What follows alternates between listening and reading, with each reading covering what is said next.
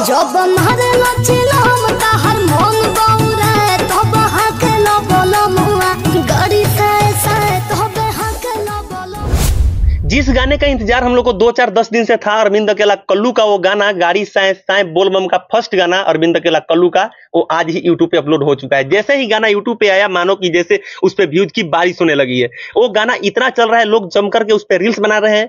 वो गाने का बोल है कि जब मारे ला बोलमुआ गाड़ी साए साए हाकेला, एक इतना बेस्ट गाना है और इतना इस गाने को एडिटिंग किया गया है। इस गाने को लिखे हैं रोशन सिंह और इसमें म्यूजिक देने का काम किए हैं प्रियांशु सिंह। जी हाँ दोस्तों, अभी तक आप लोगों ने इस गाने को नहीं सुना होगा तो जा करके आप एक बार इस गाने को जरूर से सुनिएगा। आपको इस गाने का लिंक वीडियो के डिस्क्रिप्शन में भी मिल जाएगा।